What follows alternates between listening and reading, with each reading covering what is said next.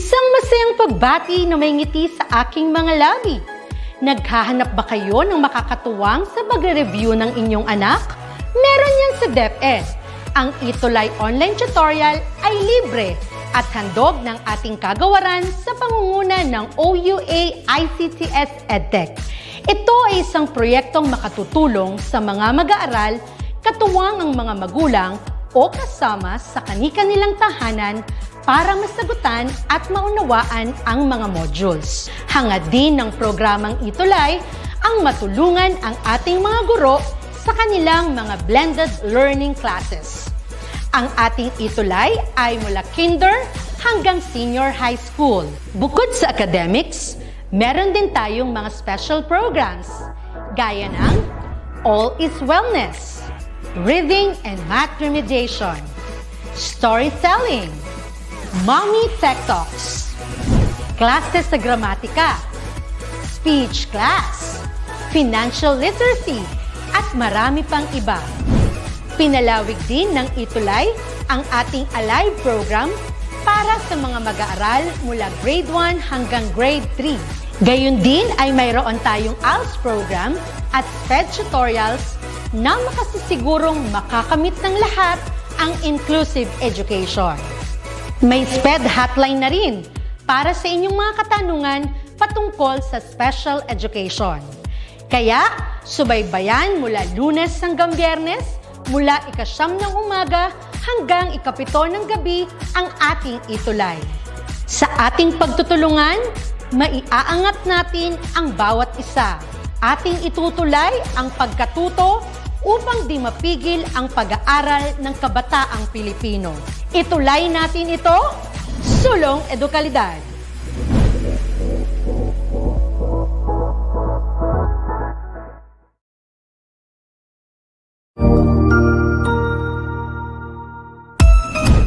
Magandang araw! Ako po si Sir Ariel, ang ALS lover ng EdTech Unit. Narito po ako para sa isang napakagandang balita at upang magpaalala na ang kinabukasan ay mas gaganda at uunlad kung ang lahat ay patuloy na mag-aaral. Sa edukasyon sa ating bansa, tiyak na walang maiiwanan sa pag-abot ng mga pangarap.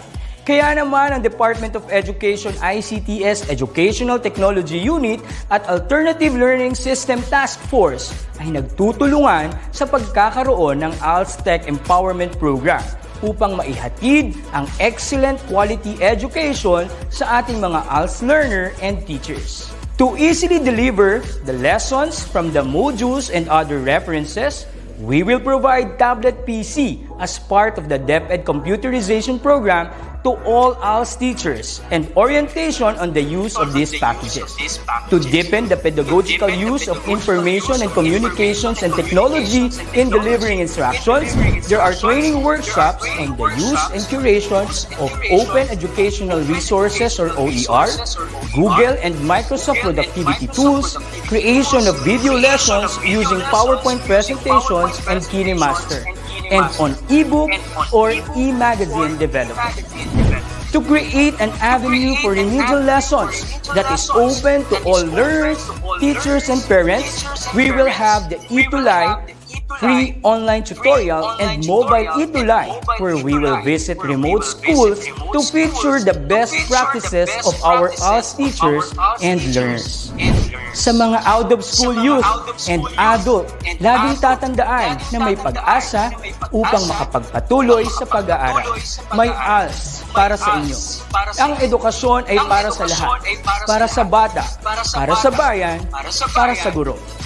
Sulong edukalidad.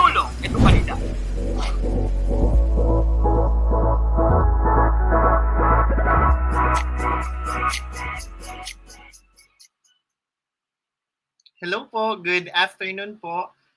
It's me again, your tutor Gilbert po from SDO Les Piñas, ang makakasama niyo po for this afternoon sa isa na naman pong Alternative Learning System LS5, Learning Strand number 5, Understanding Self and Society po. So magandang hapon po sa inyong lahat. So I'll be sharing my screen.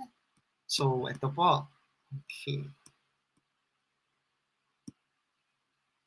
Okay, so muli ako po si Tutor Gilbert po ng SDO Les Piñas. Kasama ko po si Tutor Maria po, ang aking kumbaga kapalitan every Thursday po ng hapon alas 5 hanggang alas 6 ng hapon na makakasama nyo nga po sa pagtalakay sa iba't ibang mga paksa tungkol sa alternative learning system, learning stand number 5, understanding self and society. So magandang hapon po sa inyong lahat. So good afternoon po, Ma'am SJN BT. Wow, teacher po ng ALS from DepEd Dunuan Elementary School. Good afternoon po. Good afternoon din po, Ma'am Ana Hipa Alcobendas and Ma'am Ruby Reyes. And watching po ang aming kapitan, Sir Ariel de los Santos. And of course, ang ever active na aming palagi pong kasama namin sa araw-araw po sa lahat po ng tutors, ever supportive, Ma'am Charlene Deriquito. So magandang hapon po sa inyong lahat. So before I start po, so again, I would like to greet a pleasant afternoon to our SDS, Dr. Joel T. Torrecampo, ang SDO po namin ng Las Piñas at ang aming equally competent ASDS, Sir Juan C. Gobierna.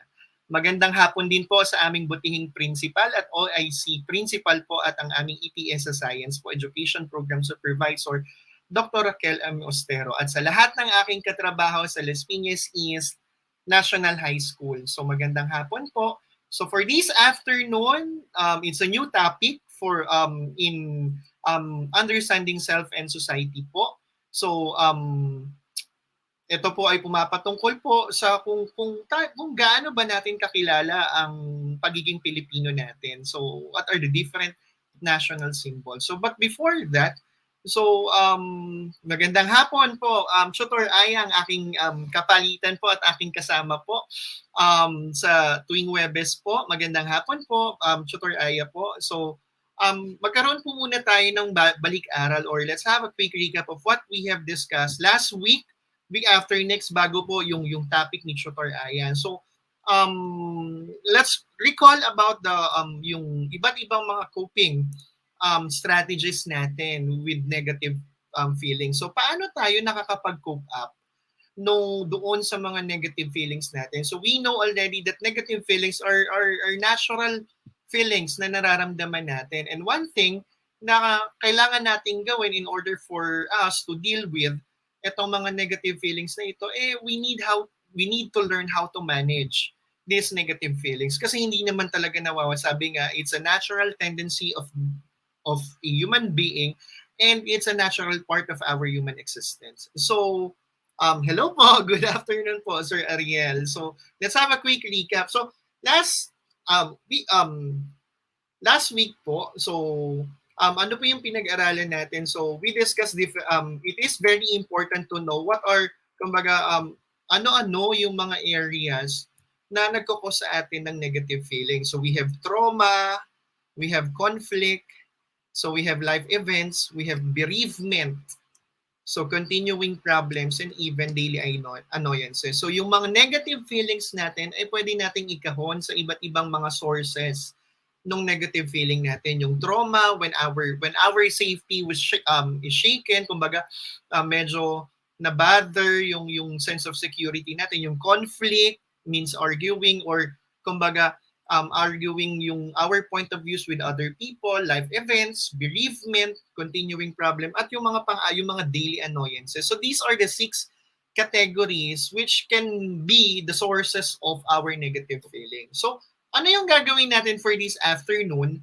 I'll give a situation, then you determine alin yung mga sources or alin sa mga ito, yung maaring naging source ng negative feeling. Good afternoon po, Ma'am Marilyn Isma.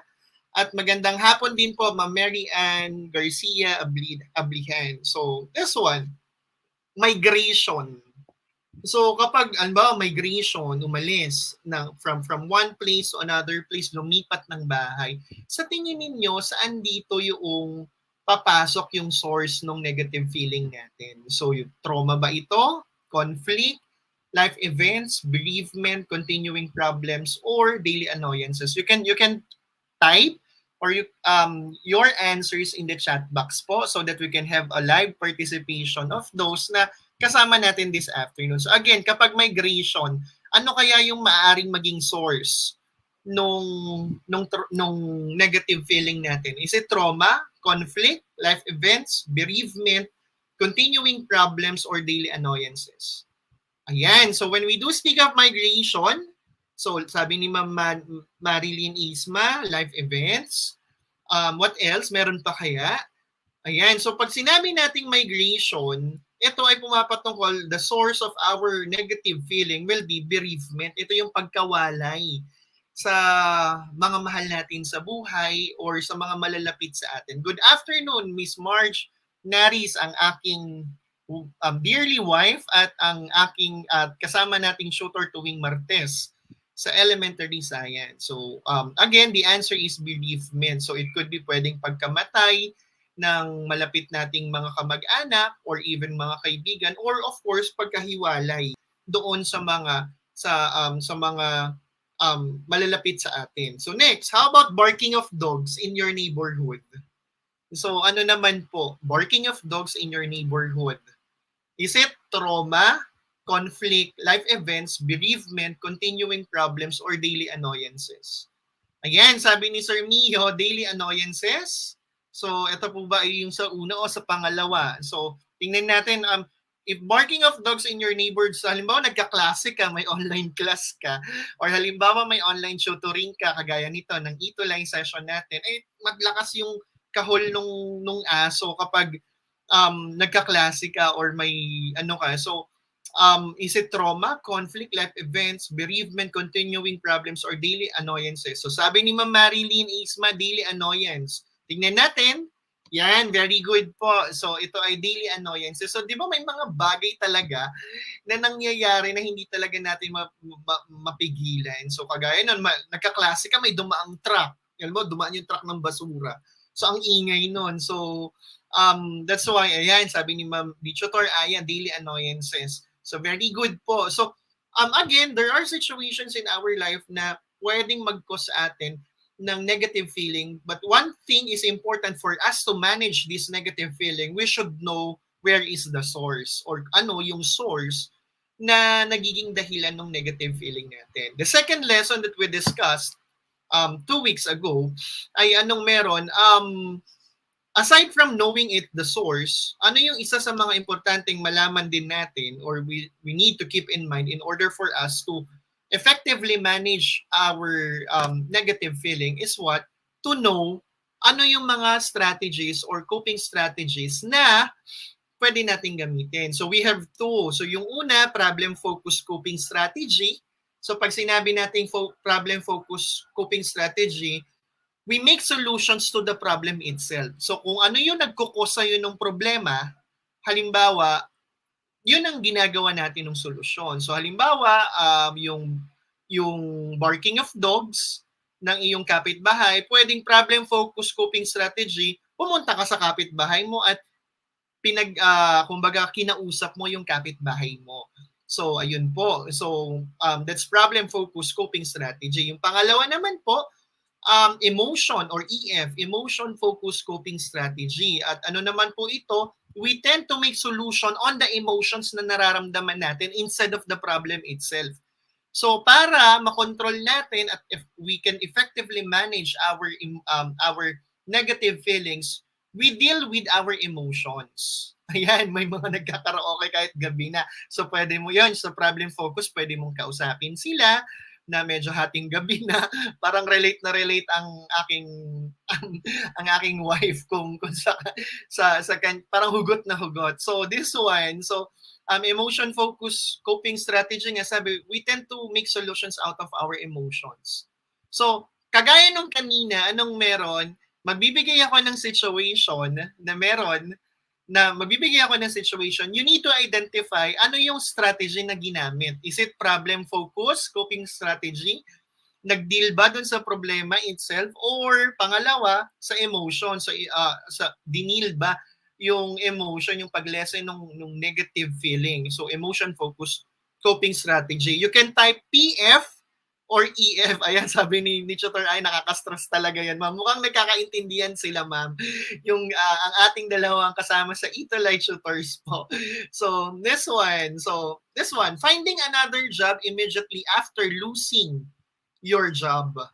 So, halimbawa, nag-apply ka, nawalan ka ng trabaho, so, anong ginawa mo? Instead na mag-iiyak-iyak ka, instead na malungkot ka ng isang buwan, kung naghanap ka kaagad ng trabaho. So, ayan, is it problem-focused coping strategy or emotion-focused coping strategy? Ayan, sabi ni Sir Mio, may mga tao na nag-aaway pa kahit gabi. Nakakastorbo na po. Ayan, mga daily annoyances, mga ganun. So, balik po tayo. So, is it PF, problem-focused coping strategy, or emotion-focused coping strategy po? Finding another job after or immediately after losing your job. So, nawalan ka ng trabaho. So, anong ginawa mo? Naghanap ka ulit agad-agad ng trabaho. So, hindi mo na pinatagal pa. So, ano kaya? Is it PF or EF? Ayan, sabi ni Tutor Aya, PF. So, tingnan natin kung ano yung sagot. Ayan, PF, sabi rin ni Ma'am Marilyn Isma. Ayan, sabi ni Ma'am Charlene, PF. Let's see. Very good po, PF. So, problem-focused coping strategy. So, tama po. Very good po. Next situation, socializing when feeling sad. So, malungkot ka. So, say for example, may breakup na nangyari sa iyong boyfriend or girlfriend. So, ano yung ang ginawa mo instead of you socialize with your friends, kumbaga nakipag-banding ka sa mga kaibigan mo habang ikaw ay malungkot. So, in order for you to ease up yung nararamdaman mo. So, socializing when feeling sad. So, sabi ni Sir Mio, EF. Sabi ni Tutor Aya, EF. Ayan. So, let's see kung ano yung sagot. Very good. It's EF, emotion-focused coping strategy. So, we tend to, kumbaga, loosen up, lighten up yung emotion na nararamdaman natin by doing other things like socializing. So, nag-focus tayo. Hindi yung kung problem-focus yan, galing ka sa breakup, kunyari, anong meron? You confront. Ayan. So, last one, asking others to help you make friends with your enemy. So, may kaaway ka. Hindi mo talaga sila kaya. So you ask someone to make friends with them. So sabi nga, if you cannot beat them, you join them. So is this PF or EF? Is this problem-focused coping strategy or emotion-focused coping strategy? Ayan, EF, sabi ni Sir Mio. So siguro ito yung kanina. So sabi rin ni Ma'am Marilyn Isma, EF. So how about this one? Itong situation nito. Asking others to help you make friends with your enemies. So kaaway mo sila pero you ask someone na maging kaibigan sila. So let's see the answer. The answer is, ayan. So the answer is problem-focused coping strategy. So you make solutions out of the problem. Dahil kaaway mo sila at sa tingin mo siguro paulit-ulit na lang yung away ninyo, anong meron? It's time to amend with them and you ask someone to help you to make amendments with those group of people. So that's problem-focused coping strategy. So ginagawa natin ng paraan yung mismong problema. So yan. So sabi ni Ma'am Marilyn PF, very good po. So problem-focused coping strategy. So, ito po ay patungkol doon sa nakaraang talakayan natin. So for this afternoon, ano po yung pag-uusapan natin is gaano ba kayo ka-proud sa pagiging Pilipino? So I'm proud to be a Filipino or ipinagmamalaki ko na ako ay Pilipino. So kung proud tayo, alam ba natin kung ano-ano yung mga katangiang taglay-taglay ng pagiging isang Pilipino? Or how to be a true, sabi nga, Filipino. So gaano ka ka-proud at gaano mo kakilala ang pagiging Pilipino?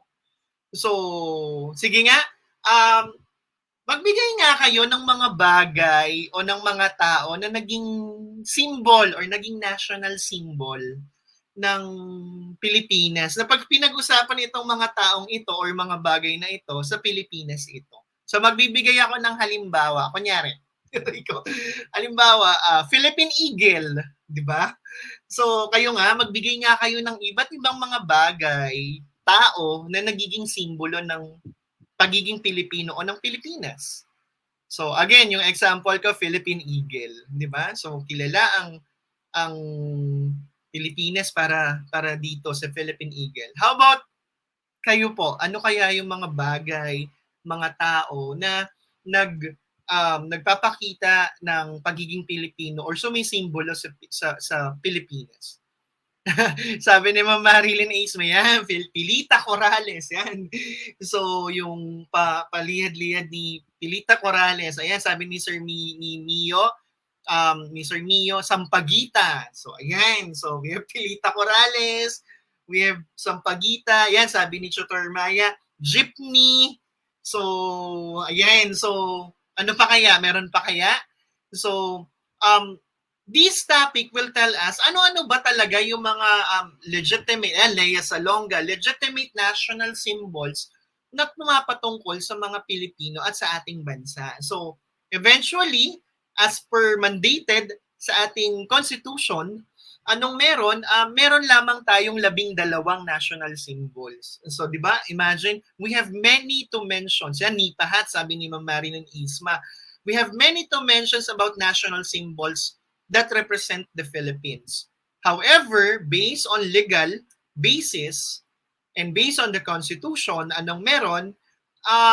Meron lang tayong 12 legitimate national symbols. So for this afternoon, tatalakayin natin ano-ano yung 12 yon at kung kasama ba yung mga naibigay ninyo na mga naibigay ninyo na mga symbols. Ayan. So good afternoon po, Sir Juancho Aquino, ang aking ka-grade 9 Economics sa Las Piñas East National High School. Ayan. So sabi ni Ma'am Ana Hipal ko Vidas Traffic. Natawa ako, traffic. Hello po, Sir Eric Tabuso.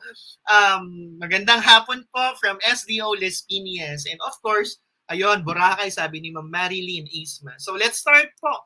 So what will be our learning objectives for this afternoon? Of course, ito yung mga tunguhin natin for this afternoon. It is to show pride in Filipino culture. So papakita natin na proud tayo na sa kultura ng Pilipino at sa pagiging Pilipino natin. So demonstrate respect, appreciation for the Philippine national flag, national anthem, national language, and other national symbols. So, ayan po. Ayan, good afternoon po, Sir Eric. Good afternoon po, Ma'am Rachel Aquino, ang values education teacher po ng aking mga anak sa grade 9 faith po. Good afternoon po. So, discuss the desirable Filipino traits and values po. And of course, show appreciation for desirable Filipino tradition. Yan, sabi ni Ma'am Marilyn, close family ties po. So, let's start po. So, our first topic will be, what are the different Filipino desirable cultural traits? So, ano-ano po ba yung mga cultural trait, Filipino cultural trait? So, when we do speak of a cultural trait, ano nga bang ibig sabihin ng cultural trait? So, pag sinasabi natin, so when we do speak of cultural trait, it's an identifiable cultural characteristic o katangian that is unique or kumbaga, that is unique to a specific group of people na distinguishable nga lang para sa grupo ng tao na ito. So halimbawa, paggamit ng chopsticks, tingin nyo, anong grupo ng tao yung pumapasok sa isip ninyo kapag gumagamit ng chopsticks? You know one? May naisip po ba kayong mga tao na gumagamit ng chopsticks habang kumakain? Ayan. So when we do speak yung pagkain po ng chopsticks, very good po. Ito po yung mga Chinese. What else? Chinese lang ba? Ayan, Koreans. Ayan. And of course, yung Japanese. Ayan. So, yan, sinasabi po ni Sir Eric Tabusa, hospitality. Yan yung mga cultural trait ng Pilipino. So, yan, national bird, monkey-eating eagle. So, as part of the national symbol. So, chopsticks, Chinese. Sabi ni Ma'am Marilyn Isma. So, very good po. So, chopsticks, Chinese, Korean, Japanese po. Diba? Kasi ito ay culture region. So, may mga bansa naman or may iba't ibang grupo ng tao na nagsasama-sama na doon sa katangian na yon. So, of course, for this afternoon, anong tatalakay natin? Sa Philippines. So, good afternoon sa aking kapatid na si Jervin Nari. So, magandang hapon sa iyo, kapatid. So, this one. So, ito po. So, again, when we do speak of cultural trait, these are identifiable cultural characteristic that is unique to a specific group of people. So ano-ano nga ba pagdating sa Philippines? So first, eto, ano kaya tong picture na to? Ayan. So sa picture na ito, ano kaya yung pinapakita na cultural trait or katangian ng mga Pilipino na likas sa mga Pilipino itong katangian na ito. At pag sinabi natin katangian ito, sa Pilipinas lang yan. Ayan, so wala yan sa ibang bansa. Ayan, so when we do speak of this one, ito ay pumapatungkol saan? Ayan, so pag sinasabi natin, ayan, magalang, sabi ni Ma'am Marilyn Isma. So, ibig sabihin, when we do speak of this characteristic or cultural trait, pagiging magalang, sabi ni Ma'am Ana, yan, very good po. Yung respect for elders, pagiging magalang natin sa matatanda. So, 'di ba, yung paggamit ng po at opo, 'di ba, yung mga paggamit ng mga magagalang na pananalita. Ayan, sabi ni Ma'am Abigail, magalang po, at sabi ni Ma'am Marilyn, mapagmahal sa mga matatanda. So, very good po. So, Filipinos have a high regard for our elders. Sabi nga, may mga paggamit ng po at opo, pagmamano, yan, sabi ni Sir Eric, pagmamano sa mga matatanda bilang tanda at simbolo ng pagrespeto. So wala kang makikita na ibang grupo ng tao sa iba't ibang bansa na nagmamano, 'di ba? So of course they have also their varying characteristics pagdating on how they respect elders. Halimbawa, sa Koreans, they use different words. 'Di ba? Yung annyeonghaseyo, kapag matanda yung kausap nila, pag mahaba, pag kumpleto yung sentences nila. Kapag anyong lang, they are speaking of mas bata sa kanila. So parang karaniwang salita. So of course in the Philippines, ito paggamit ng po at opo, pagmamano, hindi ba? Of course bilang pagrespeto sa mga matatanda. So very good po. Magagaling po ang aking mga live audiences po for this afternoon. How about this one? So yung sama-sama kayong umaalis pag linggo, 'di ba? So parang tuwing linggo parang sama-sama kayong lumalabas. So ano kayang katangian ito ng mga Pilipino? So hindi kayo madalas nagkakanya-kanya. Ayan. So when we do speak of this cultural trait, ito ay pumapatungkol sa ayan. So pumapatungkol po ito sa close family ties. So pagiging malapit natin sa mga kaanak natin. So to some extent, there are families that are considered as what? Extended families, di ba? So yung parang hindi na bumubukod, magkakasama na, mas maigi na magkakasama, hindi ba? So that is a reflection of the close family ties of the Filipinos po. So this one, when we do speak of this Filipino cultural trait, so we have respect for elders, we have the close family ties. Next, how about this one? Ayan, sabi ni Ma'am Marilyn, close family ties, very good po. So how about this one? Itong larawan na ito na kumbaga may nagdadasal. So tapos may lumuluhod pa, merong nag-aantanda pa. So ano kaya ito? When we do speak of this one. Ayan, so when we do speak of this picture, ito ay pumapatungkol sa, hello po, good afternoon po, Sir Bill Infante. Ang aming teacher, PE teacher po ng SDO Les Piñas, LP Main po. So good afternoon po.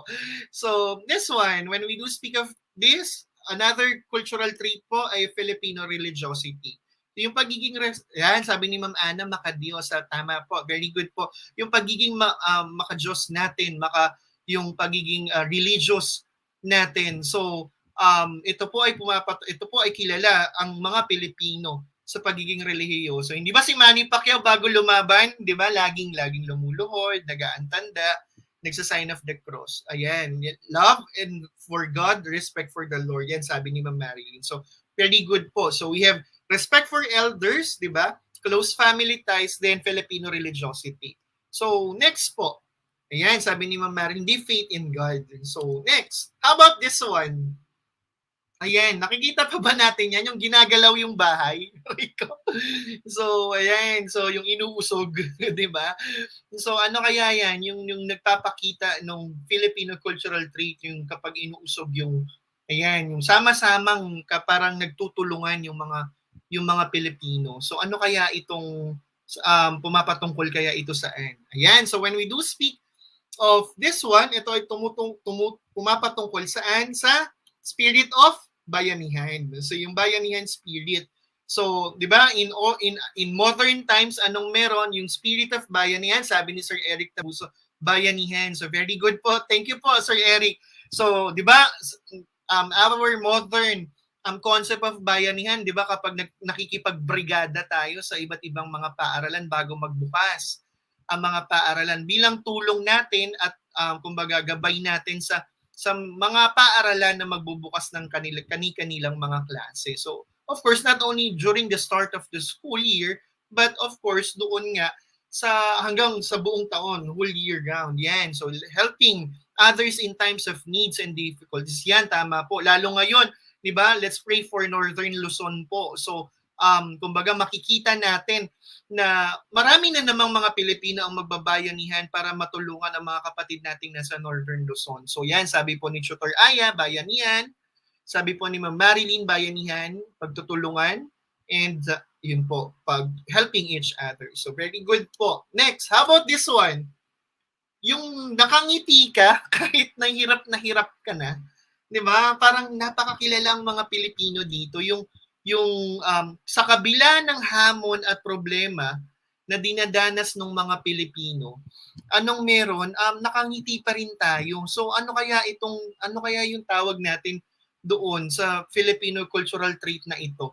Yung pagiging masiyahin natin, pagiging kumbaga nakangiti pa rin tayo sa kabila ng unos at trahedya or problema na ating nararamdaman. Ayan, so kilala ang mga Pilipino saan? Sa pagiging resilient, yung Filipino resiliency. Very good po. So, when we do speak of this one, di ba, sa kahit ano ng problema ang bumayo at ang tumama sa Pilipinas, kahit ilang bagyo na yan, hindi ba, may oras pa rin na ngumiti ang mga Pilipino. So, Filipinos are known to be resilient kind of people. So ito po yung Filipino resiliency na meron tayo. So next, how about this one?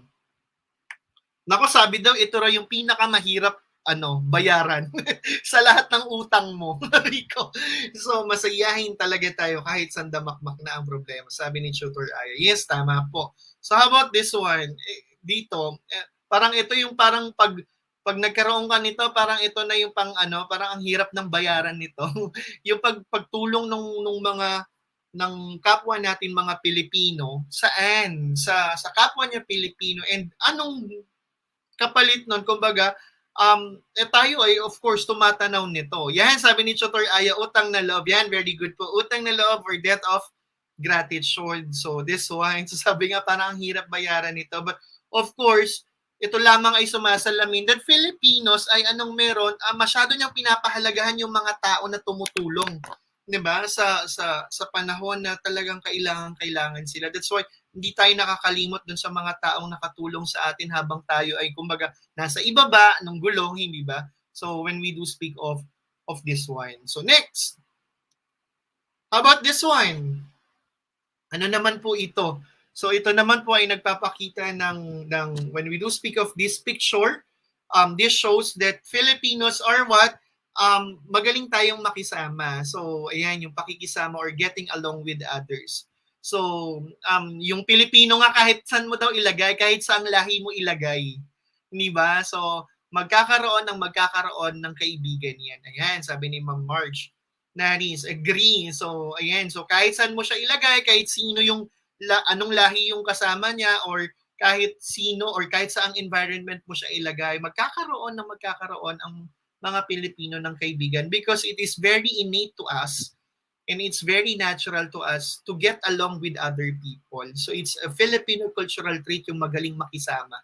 Ayan, sabi ni Sir Eric Tabuso, yan, friendly, hindi ba Sir Eric, di ba? Parang sa basketball, sa basketball nagsisikuhan kayo pero pagkatapos ng laro, magkakaibigan at magkakapatid kayo. At kumbaga, kung ano man yung pinagsamahan nyo sa loob ng court, anong meron, ito lamang ay parte ng laro. Pero sa labas ng court, magkakaibigan, magkakapatid at magbabarkada ang mga Pilipino. So this one po, ay di ba Sir Eric? Ayun po. So next, how about this one? Yung palagi tayong may handa, Rico, sa mga bisita natin. Ano daw yun? Ano kaya yung Filipino cultural trait na lagi tayong may handa? Ayan, so lagi tayong may handa kapag kumbaga may bisita tayo. So minsan nga kahit wala na tayo, kahit hindi na masarap lagi yung ulam natin, pero kapag nagkaroon tayo ng bisita, parang biglang sumasarap lahat ng ulam. Parang may piyesta. So when we do speak of this Filipino cultural trait. So ano kaya ito? Ayan, so sabi ni Tutor Aya, hospitable. So very good po yung Filipino hospitality, di ba? So parang Monday to Friday, parang tipid na tipid. Pero yung Sabado may dumating na bisita, parang may piyesta sa bahay. So Filipinos are known to be hospitable. Ayan, so yung pagiging hospitable ng mga Pilipino. So this is a Filipino distinct cultural trait na kilala sa iba't ibang mga bansa na pag sinabi mong Pilipino, nako, hospitable ang mga Pilipino, mainit sa pagtanggap sa mga bisita. So how about this one? Ayan, yung wala na tayong makain kasi pinakain lahat ng nanay natin sa bisita. Parang hugot si Ma'am Ana Alcovindas Arico. So, di ba, minsan nga pinag-uutang pa, di ba, Ma'am Ana? Pinangungutang pa. So how about this one? Ito, yung kahit anong bagay, nakakaisip yung mga Pilipino nung ibang mukha nung bagay na yon sa mas kapaki-pakinabang na pamamaraan. It's letter R. Parang ito ay anong letter R na katangian ng mga Pilipino or yung cultural trait na kung saan anumang bagay ang ibigay mo sa Pilipino, makakaisip ang mga Pilipino kung paano niya gagamitin ito sa mas maayos na paraan.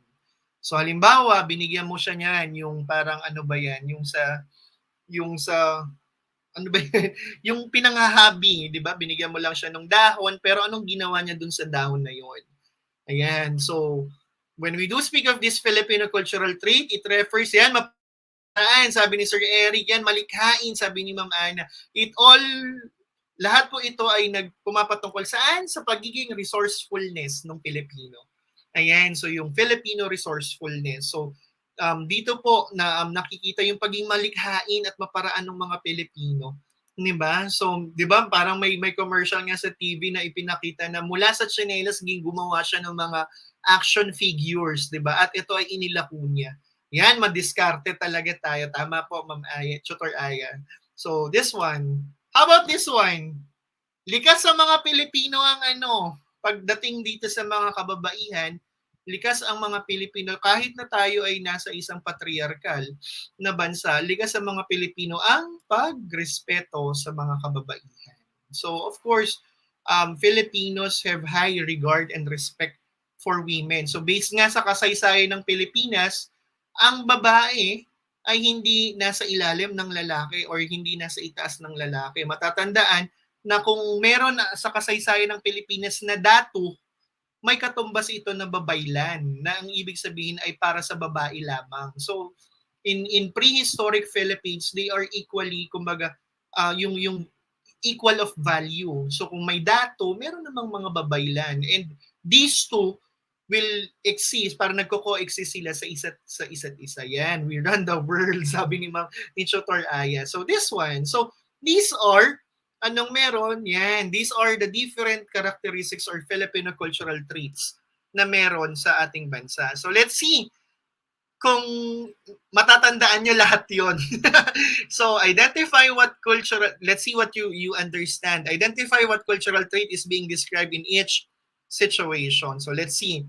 So tutukuyin nyo kung ito ay resiliency and optimism, utang na loob, pakikisama, or religiosity. So number one situation, always looking at a positive side of every situation. So kahit anong problema yan, Filipinos always look at a positive side of every situation. Is it resiliency or an optimism, utang na loob, pakikisama, or religiosity? Tingin nyo.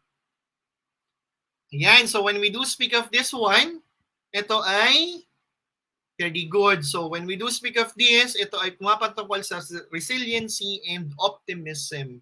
So pag sinasabi natin, Filipinos always look at the positive side. So positive thinker nga tayo, optimist tayo. So very good po. So ayan. So RO, yan sabi ni Sir Eric, resiliency and optimism. So very good po. So second situation, maintaining harmonious relationship with everyone. So lahat ng mga kasalamuhan natin as much as possible, kaibigan natin. So maintaining harmonious relationship with everyone. Yan, sabi ni Ma'am Ana, resiliency and optimism. How about this one? Maintaining harmonious relationship with everyone. Resiliency and optimism, utang na loob, pakikisama, or religiosity. Ano kaya? Ayan. So when we do speak of this one, ito ay pumapatungkol sa pakikisama. Very good. So get relating with others. And sabi ni Ma'am Ana, very good po. Pakikisama po. So thank you po. Yung pangatlo, lifting everything to God. Yan, sabi ni Tutor Maya, pakikisama. Sabi ni Sir Eric, pakikisama. How about lifting everything to God? So kapag may mga dinadaan tayo, whether mabigat ito o magaan ito, we lift it up to God. So pakikisama, utang na loob, resiliency, or religiosity. Ito ay, yan, hello po, Nina Palacol Abkilan. So hello po, naalala ko po kayo ma'am. So yan, sabi ni Tutor Maya, religiosity. So ayan po, very good po, religiosity. So si Ma'am Nina ay kasama natin nung last week po sa ating ETUlay session. So ayun po, ayan, sabi ni Sir Eric, religioso. How about this one? Entertaining guests. So this one, kapag entertaining guests naman and being generous to visitors. Hello po, Ma'am Hani Bongkalot. So again, when we wag nating isipin yung nasa taas. So how about this one? Entertaining guests and being generous to visitors. So ano kaya ito doon sa mga diniscuss natin? wala diyan sa taas po. So yung entertaining guests and being generous to visitors. Ito ay pumapatungkol saan? Sa pagiging, yung sinabi ni Tutor Maya kanina, it's letter H. Ayan, hospitable. So yung Filipino hospitality. So this one, so entertaining guests. Next, joining Brigada Eskwela. Yung kanina, ano kaya yun? Bayanihan, Filipino hospitality, ano pa ba? Respect for women, Filipino religiosity, tingin nyo. Yan, sabi ni Tutor Maya, hospitality. Yan, sabi ni Ma'am Nina, hospitality. Hello po, Ma'am Ruchi Denzo. So, hospitable, sabi ni Sir Eric. How about this one? Joining Brigada. Yan, very good po. Bayanihan. Ayan, sabi ni Tutor Maya. So, yung spirit of bayanihan. So, very good po. And last one, listening and giving importance to the advice of our parents. Yan, sabi ni Ma'am Ana, bayanihan. How about this one? Listening and giving importance to the advice of our parents. Yan. Yan, heroism, sabi ni Sir Eric, bayanihan. Bayanihan po. Yan, sabi ni Sir Adrian Hernan. How about this one? Again, listening and giving importance to the advice of our parents is a reflection of, ano raw po?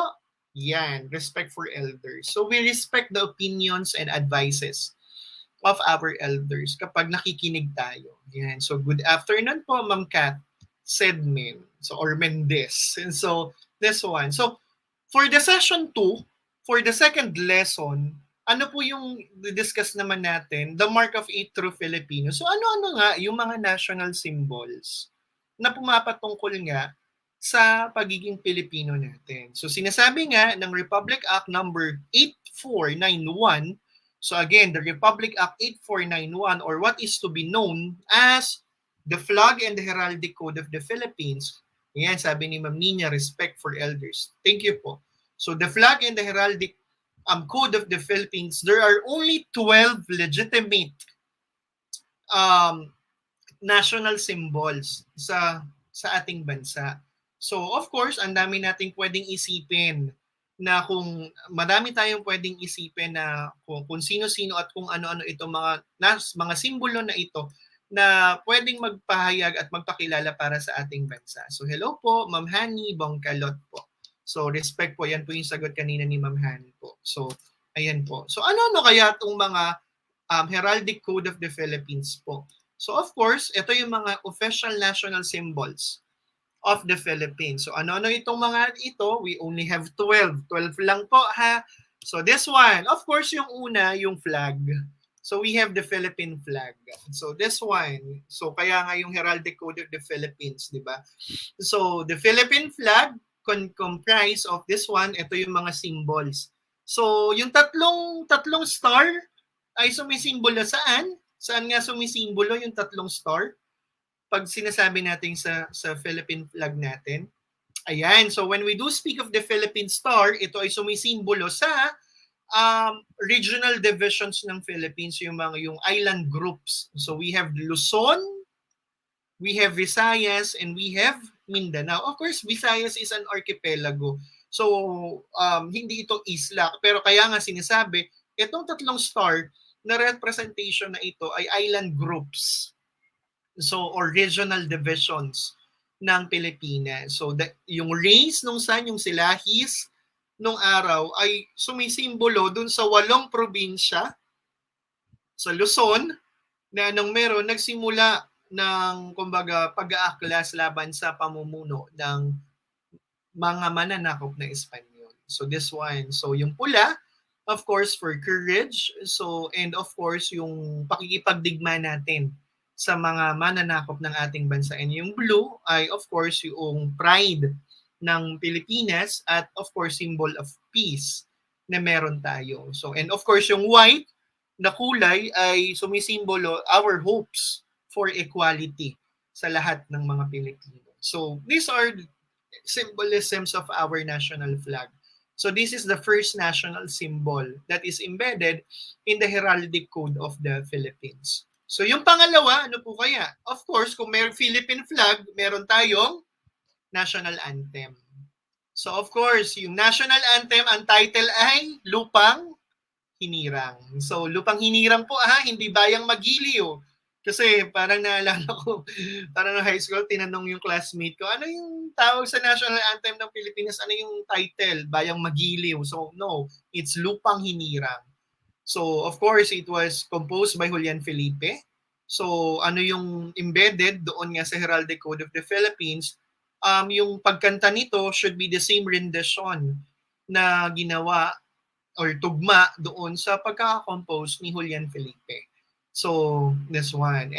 Kumbaga, nagiging issue sa atin yung kapag tinutweak natin itong Lupang Hinirang. Why? Because this is a national symbol ng ating bansa. So this one. So we have the Philippine flag, we have the national anthem. So yung pangatlo, syempre this one, ayan, yung bilog. So we have the national, yan, yung Philippine Great Seal. So this one, this is yung seal. So of course the seal is different from the coat of arms. So the Philippine Great Seal. So ayan, yung Republika ng Pilipinas. So the Philippine Great Seal and even including the coat of arms of the Philippines were used sa mga official document ng ating bansa. So kapag kumbaga ito ay representasyon of course ng ating bansa, and of course yung paggamit nito ay ginagamit lamang po sa mga official documents na inilalabas ng ating bansa. So we have 3 already: Philippine flag, national anthem, and Philippine Great Seal.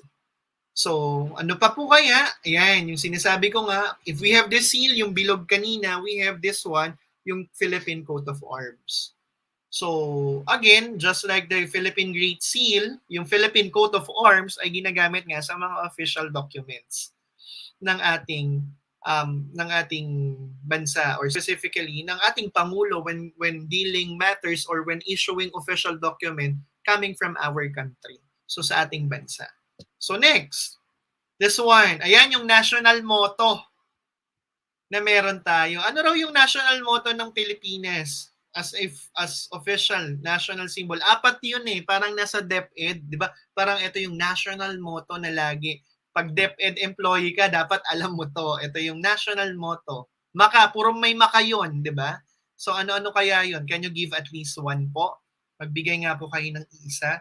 So, ayan. So, when we do speak of the national motto, we have Maka-Diyos. Ayan. So, we have Maka-Diyos. What else aside from Maka-Diyos? Ano pa po kaya? Ayan. So, bukod sa Maka-Diyos, Makatao. Ayan. So, what else aside from Makatao? Ayan. So, when we do speak of this one, yan, Maka-Diyos, sabi ni Tutor Maya. So, Maka-Diyos, Makatao, Makakalikasan, at makabansa. So very good po. So this is the national motto. So sabi ni Ma'am Ana Hipa, makatao. Sabi ni Sir Eric, makabansa. Ayun po, we have makadiyos, makatao, makabansa, at makakalikasan. Ayan. So very good po. So this one, ayan, makabansa. Sabi ni Ma'am Nina, makatao. Sabi ni Ma'am Ruchi, makabansa. Sabi ni Tutor Maya, makakalikasan. Yan po. So this is the national motto ng ating bansa. So, ayan, may 5 na tayong alam. Philippine flag, of course, Philippine national anthem, 'di ba? Philippine Great Seal, Philippine coat of arms, the national motto. So 5 na. So may 7 na lang. Ano kaya yung pupapasok dun sa top 7? Parang ang dami pa nating naiisip na pwedeng maging national symbol. So again ha, it's under the Heraldic Code of the Philippines. So of course, this one is referring, yan, kumusta ka, magandang umaga, it refers to what? The Philippine national language. So Filipino is our national language. So of course, we have different dialects. And we have foreign languages like English. But again, ang gagamitin nga nating language, our official language will be Filipino. Diba? So this one, when we do speak of national symbol. So Filipino is the national language. Hindi lang ito Tagalog, of course. So Tagalog, of course, may iba't iba tayong dialect na ginagamit. But of course, Filipino will be considered as the national language. So we have 6 already. So next, dako naman tayo sa iba't ibang mga symbols pa. This one, ayan, ito ay pumapatungkol saan? Yon yung national flower ng bansa. So for our national flower, ano raw ito as our national flower?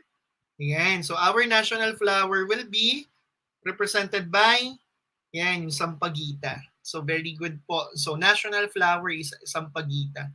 So for parang simplicity, of course, yung pagiging matatag niya rin, yung pagiging matibay yung as characteristics ng sampagita. So as a representation of our national flower. So this one, when we do speak of sampagita. Next.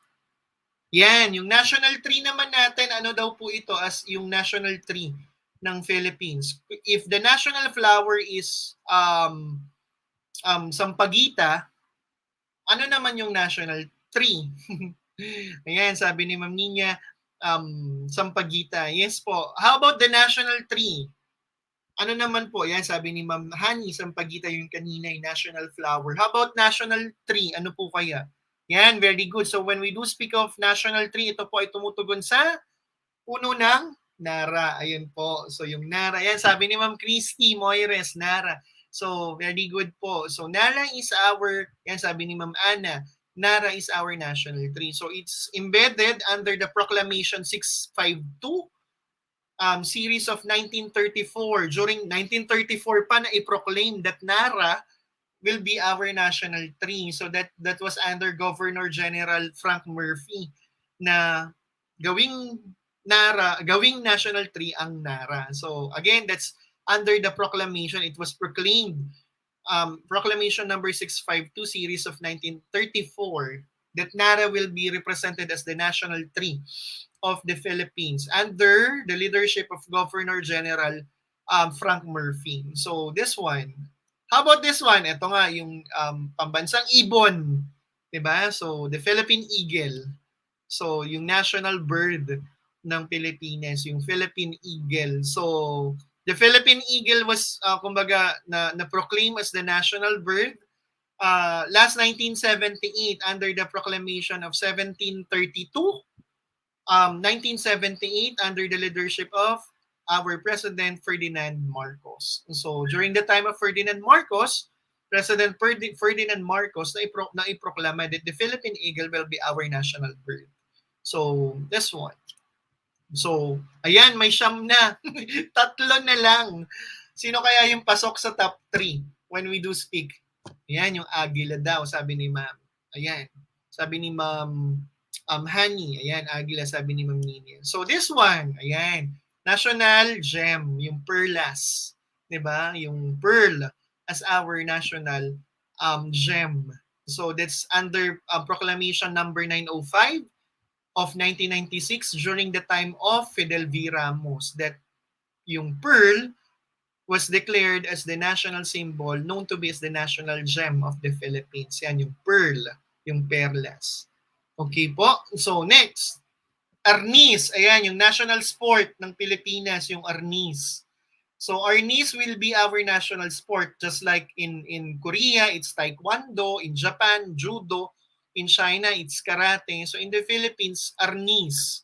Arnis po ha, ang national sport, considered as the national sport in the Philippines. Yan sabi ni Ma'am Hani, pearl. So yung arnis under the Republic Act 9850 po.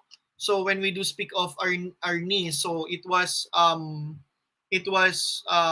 kumbaga proclaimed during the time of our President Gloria Macapagal Arroyo. So this one, so our national sport. So isa na lang. Sino kaya ito or ano kaya ito? So when we do speak, ayun. So anong meron dito? Yung FSL. So ito raw yung National Sign Language. Yung National Sign Language, yung the Filipino Sign Language or the FSL was proclaimed as our national sign language. So this one, these are the 12 official national symbols of the Philippines. So may mga hindi ba nabanggit? Ayan, mukhang may mga hindi nabanggit. So of course, meron yan. So sila Dr. Jose Rizal. So of course, hindi naman debatable. But however, last 1995, nagkaroon ng debate kung sino talaga yung ipoproclaim na national hero ng Philippines. So apparently, there's no legislative, legislated law na nagpaproklama that Dr. Jose Rizal is the official national hero of the Philippines. However, of course, it's a social reality for all of us that he was the great Filipino representation nga ng ating bansa. So this one, so when we do speak of Dr. Jose Rizal, so of course national leave, di ba? They are under the category of unofficial national symbol. So again, ito lamang po ay basis under the Philippine Heraldic Code po, yung 12 national symbols po. Okay, so again, muli, balikan natin. Balik muna tayo. Let's see how you understand. Let's identify the national symbol in each item po. So tingnan ko nga kung natutunan nyo or may natandaan po tayo. So let's see. Ano raw po yung tawag dun sa national bird ng Philippines? Let's see nga po.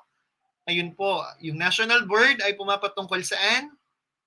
Ayan. So when we do speak of the national bird, ito po ay yung Philippine Eagle. So very good po. So Philippine Eagle or yung agila po. So yan, so pambansang damit, sabi ni Ma'am Nina. Ayan yung Barot Saya. So still, there is a social acceptance na meron sa ating mga Pilipino that Barot Saya will be one and Barong Tagalog will be the national costume. However, again, wala pang batas na umiiral po dito, Ma'am Nina. So again, national bird, Philippine Eagle. How about national motto? Ano raw po ito? Maka-Diyos, makatao, makakalikasan, at makabansa. Yan, yung 4M, sabi ni Ma'am Tutor Aya. So, in national sport, ano nga raw po yung national sport natin? Ito ay sepak takraw ba? So, ano po yung national sport natin? Ayan, so sabi ni Ma'am Kat, makabansa. Yan yung kanina. Sabi ni Ma'am Nina Aguila. National sport will be arnis. Ayan, very good po. So, arnis. So, next, how about yung title ng national anthem po natin? Ayan, national M, maka-Diyos, makabansa, makatao, makakalikasan. Thank you po, Ma'am Ruchi. Yan, sabi ni Ma'am Ana, arnis. So, how about this one? Yung national anthem natin, yan, sabi ni Ma'am Ruchi, arnis. So, very good po. So, national anthem, ano yung title ng anthem natin? Yan, sabi ni Ma'am Kat kanina, Mendez, arnis. So, for our national anthem, yan, thank you po, Ma'am Ana, Lupang Hinirang, very good po. So, how about national tree? Yung national tree naman po natin ay, ayan, so Nara. So, for our national tree and our national language will be, ayan, Lupang Hinirang, sabi ni Ma'am Christy, sabi ni Ma'am Ruchi, Lupang Hinirang as title of our national anthem. National tree will be Nara, sabi ni Ma'am Ana, very good po. And for national language, And Nara will be, sabi ni Ma'am Kat at sabi ni Tutor Maya, for national language, it will be Filipino. Ayan, so sabi ni Tutor Maya, Filipino.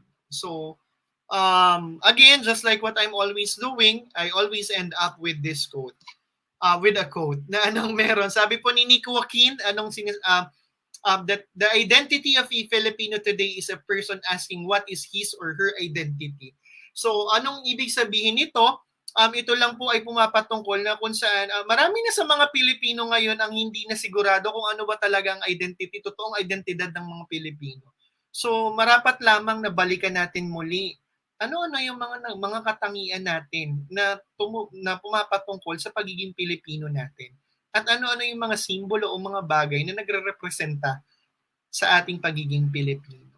So muli, ayun po, maraming salamat po sa inyo sa pagsama sa akin sa pagtahak dito sa paksang ito, that I am proud of being a Filipino. Proud ako na maging Pilipino. So dapat alamin natin kung ano yung mga katangian natin, cultural traits, at even mga simbolo na pumapatungkol sa mga Pilipino. So muli, ito po si Tutor Gilbert ng SDO Les Piñas. Kasama ko po si Tutor Maya ng SDO Les Piñas rin po. Samahan niyo po siya next week sa panibago na naman pong paksa para sa alternative learning strand, alternative learning system, learning strand number 5, understanding self and society po. So muli, maraming salamat po sa inyong pagsubaybay. Maraming salamat din po sa ICT for ALS as our learning references. Patuloy niyo pong subaybayan yung mga Facebook pages po ng EdTech Unit and even our YouTube accounts po para po ma-playback nyo po at ma-review nyo po yung mga kumbaga hindi nyo po nasubaybayan ng mga lessons po. So muli, sabi nga sa ALS may pag-asa at para sa bata, para sa bayan po. So again, wag po kayong aalis. Ang susunod po sa akin, of course, ang ating mga tutor ng ALS ETUlay LS6 po, sila Tutor Roby po at si Tutor Abigail po. Muli from SDO Les Piñas po. So for kumbaga digital citizenship naman po. Maraming salamat po ulit sa pagsubaybay. Mabuhay po kayo and God bless po.